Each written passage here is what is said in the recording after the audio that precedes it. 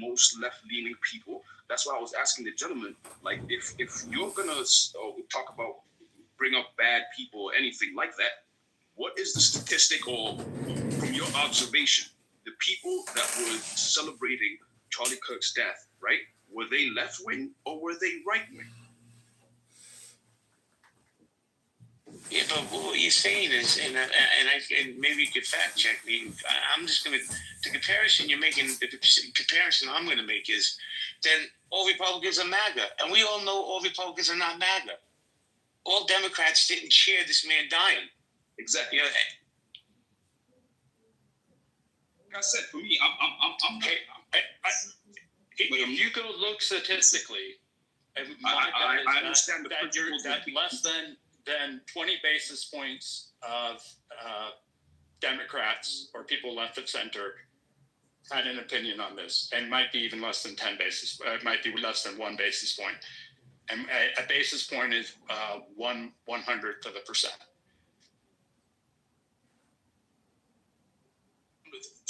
Was that like 0.0 something? 1/100th of a percent. So I said 10 to 20 basis points would be my bet. So 1/10 to 1/20th, or 1/10 to 1/5 of a percent. So let's keep it simple for us that are not in math, right? Is it a 2-to-1 ratio, 1-to-1 ratio, 5-to-1 ratio, 10-to-1 ratio? You know, because that's where the question of the room comes in. Will his death spark more violence, right? And who will be the initiator, or who will be poking the bear of violence here in the United States of America? Because so far it's been 3 days. That happened on the 10th. It's been 4 days. We're entering, September 15th. So 5 days, and we haven't seen any riots, and cities being somewhat destroyed, businesses being destroyed because, Mr. Kirk was assassinated, at the end of the day, albeit it was by a civilian, like the situations where the riots happen when it's black people involved, it's generally from, it's mostly like state sponsored, let's put it that way. But regardless, we're not seeing, the kinds of riots that happen when, somebody, where it's politicized, where the death of an individual is politicized. Wait, we haven't seen riots for the death of an individual is politicized? In this particular situation, we're not seeing widespread violence and riots and destruction of property. Well, there was a riot the other day. It was the white men fight back thing that happened. There was a riot and property was damaged? There was damage to property and all that good stuff? Not to the same extent as the previous riots have been, but it was still a mass gathering of them doing it, yeah. Was it a riot or a protest? I'll double check the extent of the damages. I'm not sure if it extended down to riots. Let's see. And I guess the same question I would ask you on these what you call protests that I call a riot. Where would you make the distinction? If there's vandalism, if there's property damage, if there's a blockage of traffic, if there's recklessness, misdemeanors, felonies, at what point do you turn it from protest to riot? Just curious. I'm not putting words in your mouth. I'm just curious where you in your mind draw that distinction. Yeah, I would say a riot probably comes to the point once it's gotten, once like you start seeing like shit get broken, et cetera, and all that type of stuff, I'd consider that a riot, yeah. So shit getting broken. So do you think were the BLM riots right, or were the BLM protest riots? Yes, I do agree with that. Yeah, I mean, I don't have a problem with this what happened. By my home, like 1 block from my apartment. Yeah, like I don't have a problem. Like the difference between the left and the right is that I don't have a problem with this about the Bible. So shit getting broken is what you said. Yeah. So what happened on Columbia's campus when they took over the building and when they destroyed the property, or what happened? Yeah, shit got broken. Is that a riot? That being a riot, well, You just I'm said not- shit I- getting I couldn't- broken. I- that They one I probably busted couldn't up. necessarily- an That one I entire probably couldn't building. say much to because I'm not as familiar with what happened at Columbia. Okay, but so I'm just if I speaking out tell my you a ass. whole building got busted up and they took a man, they kidnapped. Okay, then yeah, an that's a riot. employee. Okay. What about like in front of Union Station in Washington where they Like if you're just destroyed gonna keep federal pointing out things that are monuments? obviously riots, I'm just gonna say yes. No, Like, no, you it's think- no. No, she's not. She wants to say she said XG, right away. XG, She I'm wants doing to the know what they think. opposite. XG, I'm doing the exact opposite. I'm pointing out things that were written in the press as protests. That's why I'm asking you. So I just gave you an example of something that happened that was written up as a protest, not a riot. But I gave you exactly what occurred, and I used your words to describe what you think a riot is.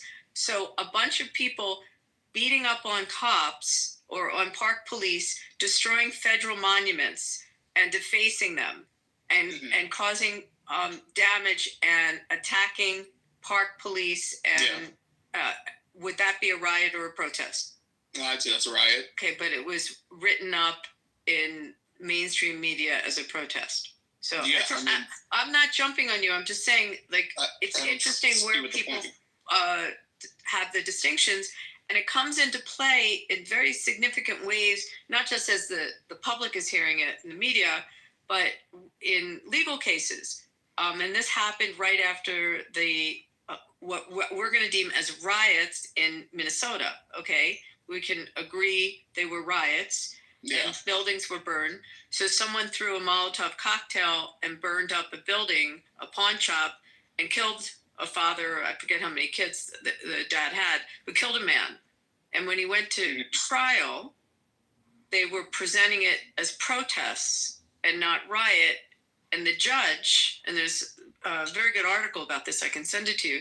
The judge took the approach that it was a protest, not a riot, and it was a much lesser sentence. Yeah, that makes sense. Okay, well, it makes sense for it's not a good thing that it happened. Well, I'm saying- yeah, it's not a good You thing. You understand can't the charge for it, but it distinction. makes sense. They that did a lesser do some sentence would tape be a before protest the charge. So that's why the distinction can come into play in a legal sense as well as in a Yeah, like I wasn't like let me make it clear. I wasn't denying the distinction at all, or that saying it didn't exist, or saying that violence or riots on my side of the aisle have never happened. No, like that's a difference between me and Republicans. I will be willing to disavow and acknowledge the things that have happened on my side, and be like, yeah, that shit was wrong. Shouldn't have happened. That probably shouldn't happen again. I disavow that. But I'm not That's the saying difference between my one side and the side. other. No, I'm not because saying they'll just one act like any violence that comes out of their side happened because of us. XG, I'm not saying one side or the other. I think it's really important, though, to define terms. You can apply it to all the fact patterns, but define the term first. So thank you for doing that. Yeah, but I think that the Brandenburg versus Ohio's case The is incitement? relevant to. It was relevant to the college decisions that were made. I'm not an expert Sort on it, of. but I do know that both the administrations in those colleges were being advised by lawyers that had looked at the Brandenburg versus Ohio But Brandenburg, and not wanting to get in trouble on that. Wait, just real quick. I mean, there's prior. I mean, there's subsequent cases to Brandenburg, but that's a two-pronged test in Brandenburg.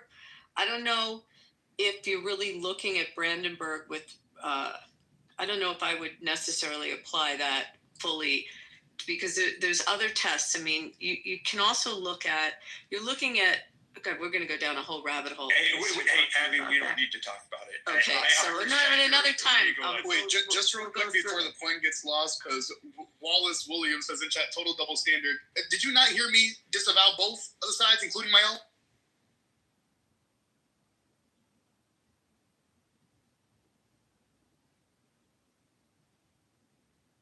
I don't know if he's writing in the chat.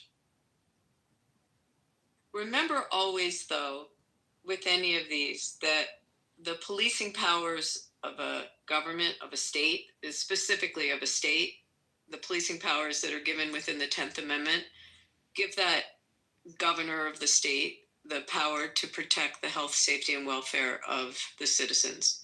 And when it is, something like a protest, or an organized gathering, there's the right to not take away and put a prior restraint on them gathering, but to limit the time, place, and manner that they do it. We have that ability under the policing powers to protect the citizens, that people aren't gathering at 3 a.m. in a private neighborhood banging drums. It's time, place, and manner restrictions. Anyway, but Stan, we can do it another time. We can get into it. Wait, what's Brandenburg? So, leading case of Supreme Court case. It had to do with a guy. I'm going to do my best to remember this. He was a Ku Klux Klansman, and he was speaking to a group of Klansmen. And the question was what he said and whether what he was saying was incitement to then, was there an intent to incitement, and was there a likelihood that as a result of his words, they would be incited to then go, if he said, hey, there's a Jewish or a Black community down the street, go rip them apart, versus there's Blacks and Jews that live in your community and they're bad people, like difference. So they look at the likelihood of what he is saying could actually cause that crowd to do something. And was the speech intended to have the crowd do it? I'm doing my best. This is come off a while ago, but that's basically kind of what Trump did on January 6th. And they used, and Brandenburg, that was why the case kind of came back into the limelight again. And there's been subsequent cases since it, but it has to really have a likelihood, and you have to show the intent, and the words that are spoken have to be words that are inciting words. So you have to really go through the fact pattern of it. And I mean, if that was to be litigated, it didn't get litigated with Trump. It was back and forth as to what he said. And in Brandenburg, the outcome of the case was that the Klansmen did not incite them.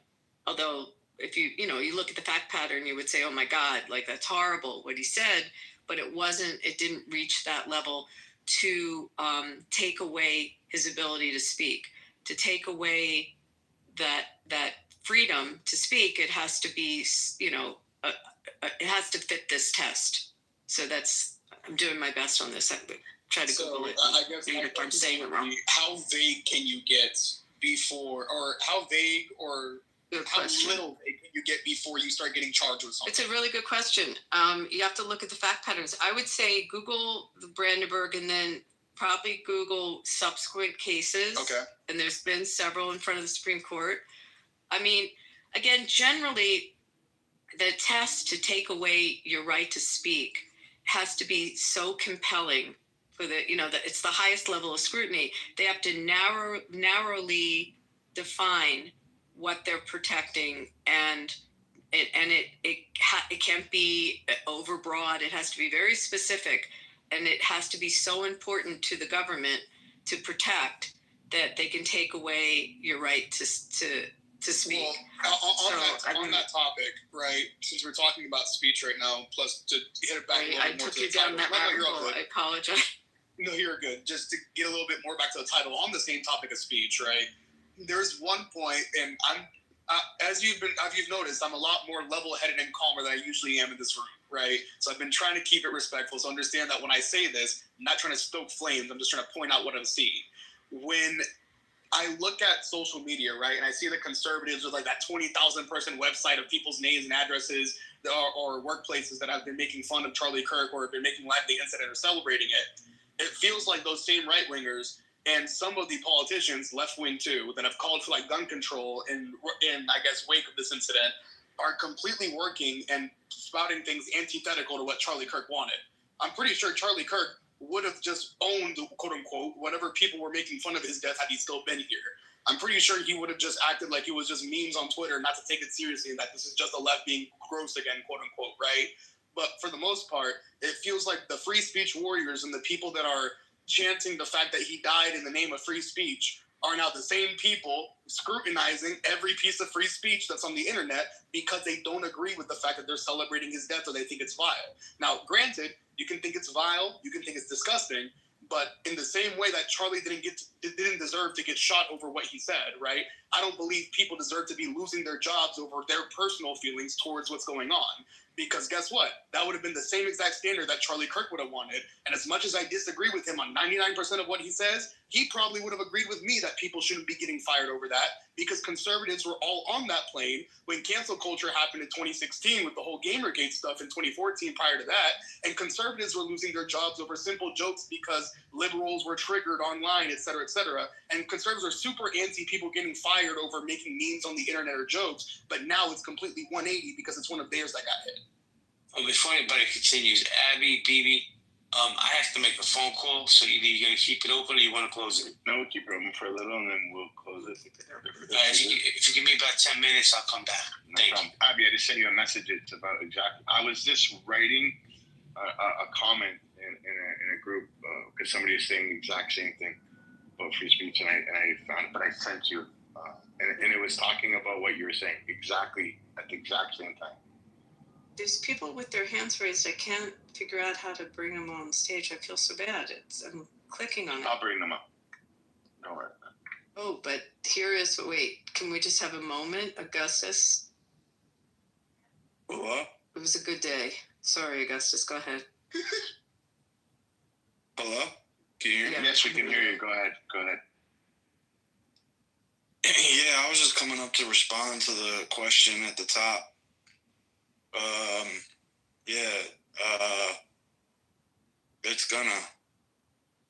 It is going. Okay, and then why do you believe that?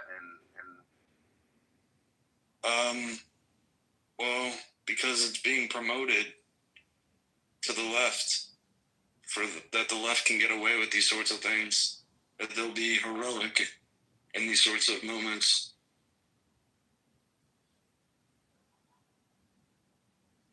Thanks for letting me share. Heroic in what sense? Like, who's getting away with it? Like, I'm pretty sure he was caught. He's currently under investigation and being charged soon. No, I think So he's talking about the more violence. Will the Charlie Kirk that spark more violence? He's saying. Do you want to elaborate more, Augustus? Not really. All right. Not really. Thank you. Thanks for letting me share. Welcome to the stage, Holly. Welcome, JLo. Welcome, Jason. JLo, do you have something to say to that? No. All right. Jason? I would say earlier, I'm just trying to get a feel for the conversation again. Awesome. Anybody else in the audience that didn't cash in your pig tickets, please cash it in. And if you're wondering how you can do it, it's free. Where it says community conversations and collaborations, you just click on that. It'll say join house. And then Holly, would you like to talk on the title? Yeah, I mean, sadly, I'm kind of with Augustus on this, and it's a scary state of affairs. On the flip side, even though I've been really down in the dumps about all of this for days, today I've really started to see and recognize that the antithesis to the evil,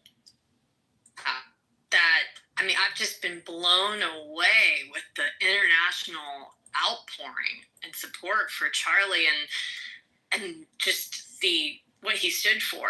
And also I have close to me, I won't say who, that has always been very anti-Christian, and she also happened to be a massive Charlie Kirk daily watcher and supporter, and she is making comments to me that I think she could be leaning and moving in the direction of becoming a believer because of, in large part, this whole thing. I mean, there's something happening.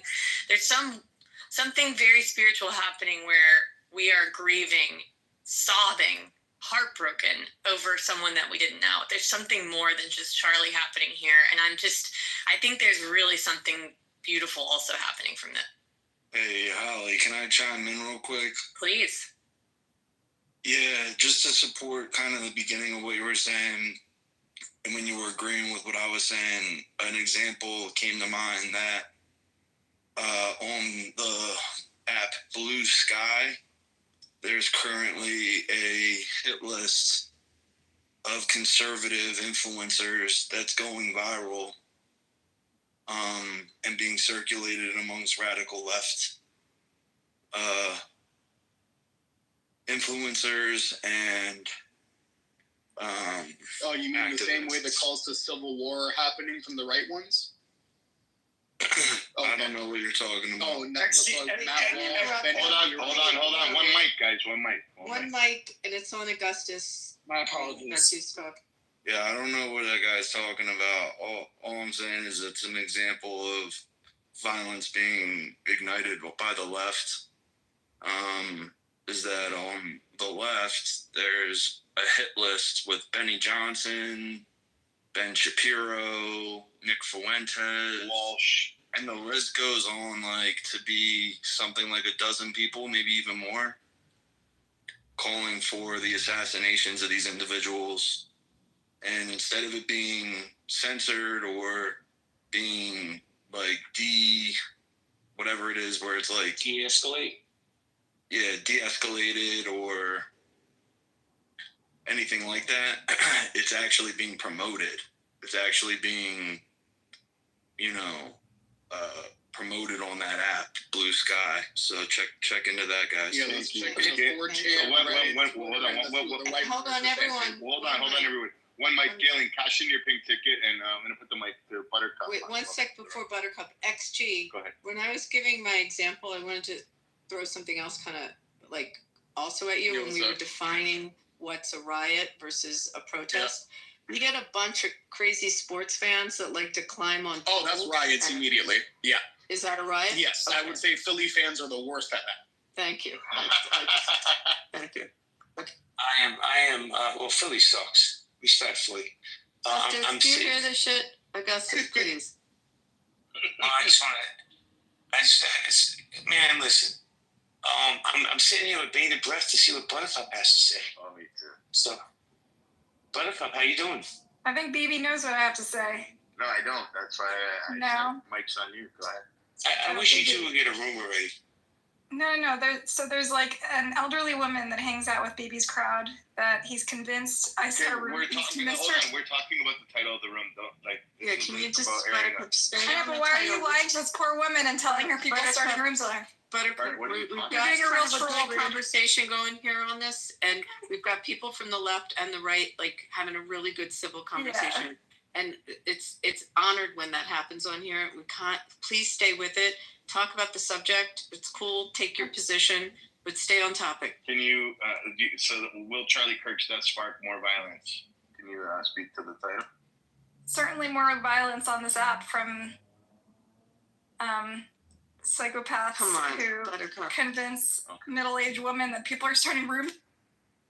All right, listen. I don't want her on the Let's go back stage. to what we were talking Yeah. about. Yeah, guys, keep cultivating a good conversation. Keep it going. Dr. Slippers, what's going on? Welcome. How are you?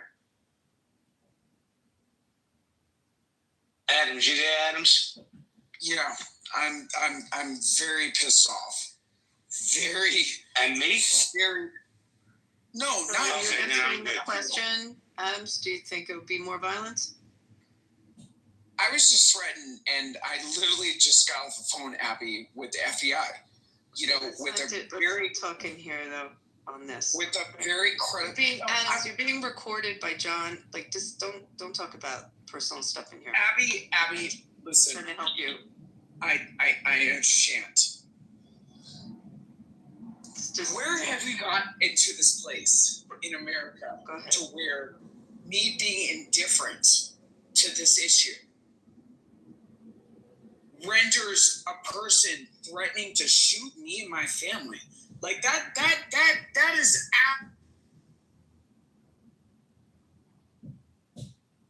Is it me or is he in the Matrix? at this point, Abby. People have lost their minds, and Dr. Slippers, you're in the my Matrix, heart, bro. my I'm gonna wait for one of y'all to say it was a leftist. Can you hear or me? branded. Yes, we could hear you. Hold on. Give him. my heart breaks for the Charlie Kirk family. Like, I couldn't even imagine. I could not even imagine what these people had to go through. But the backlash and the shit that people are doing, man die for nothing? Like, what are we doing? What are we doing as a pop? What are we doing?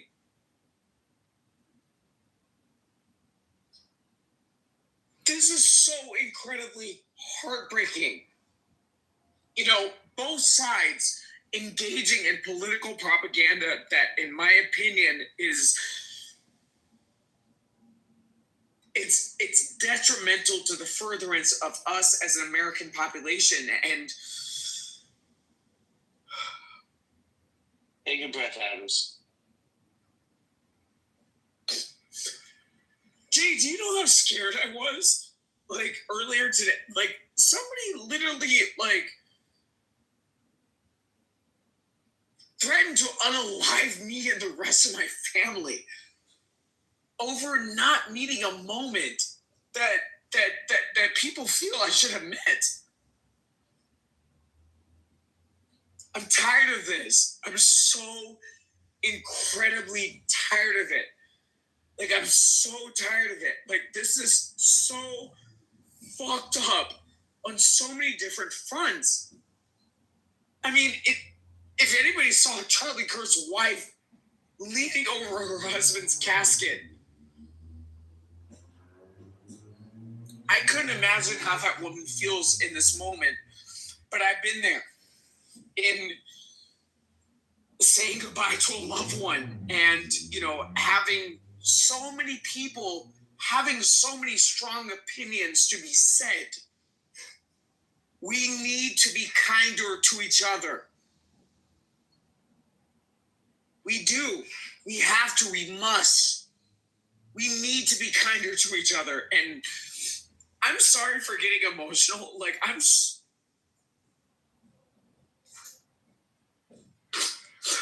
couldn't even think about, like, my nieces and nephews and my dad. Just, like, somebody blowing my head off because of my political opinions on the internet. I don't have to do this. I don't have to be here. I don't have to, you know, create this face on the internet. Like, I have a great job. I have a great family, a great career. And the fact that somebody would devalue my life to the point of trying to take me away from my family over some shit that I said on fucking social media.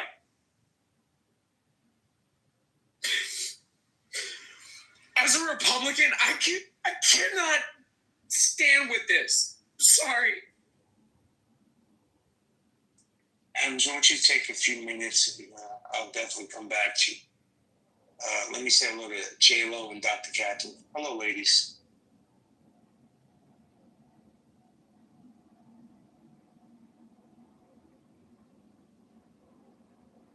I know, I think you're, oh yeah, okay, go ahead, Dr. Catherine. I know J-Lo didn't want to chime in. Hi.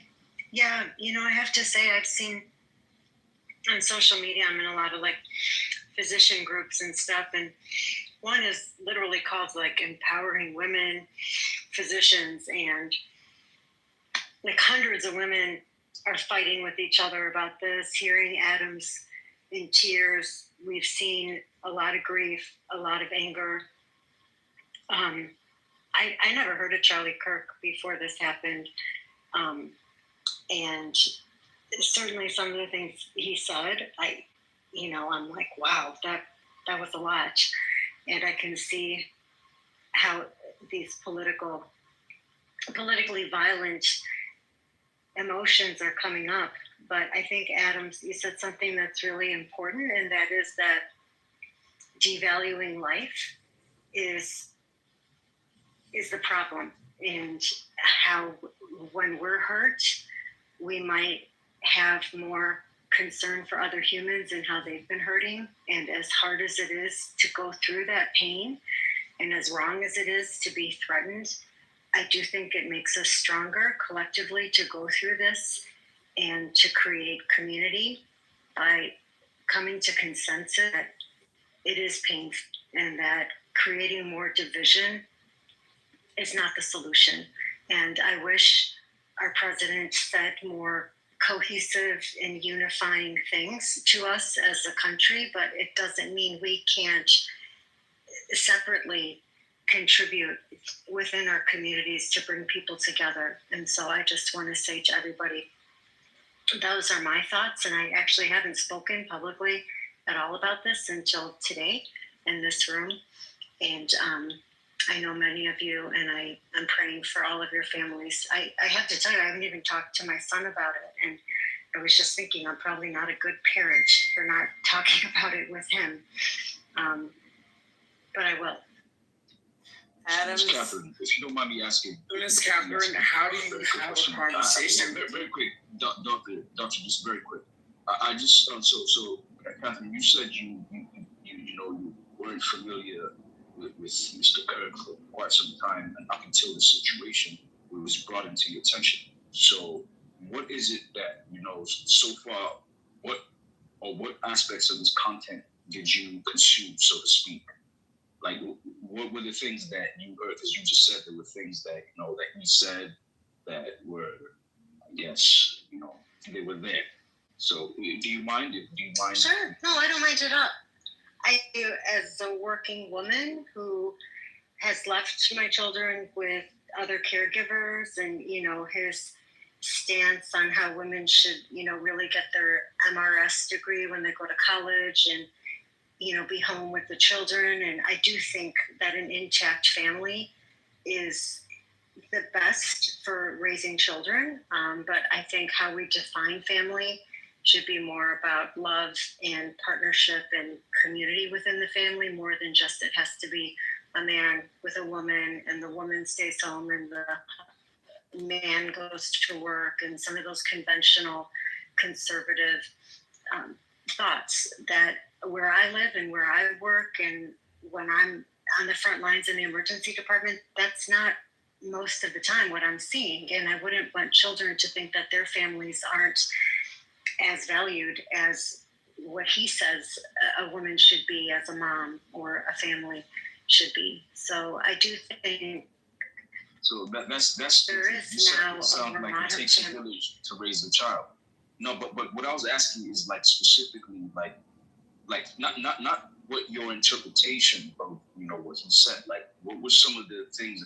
Because that's the other thing that I've had to contend with, especially on this Clubhouse and even in real life, when I'm seeing people like with actual interactions, right? Is that the lack of context that exists, and that's why I was asking you that question. I was like, what is it that you heard from his mouth, that was somewhat problematic, or from something that was beneficial, because it's a two-way street, one way or another. So yeah, that's what my.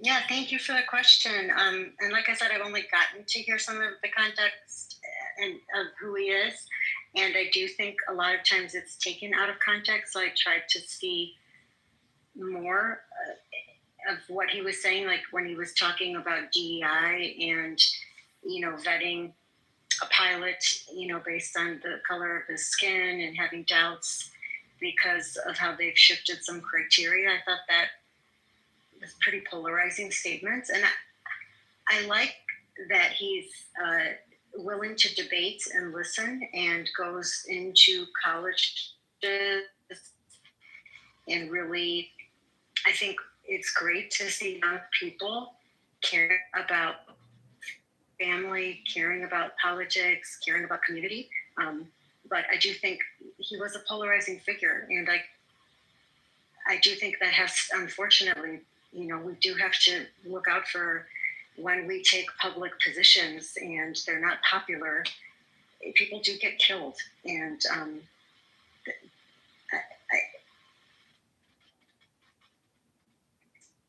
Dr. Catherine, the same thing that you said, the same thing that you're saying is what I said. And it received this level of backlash.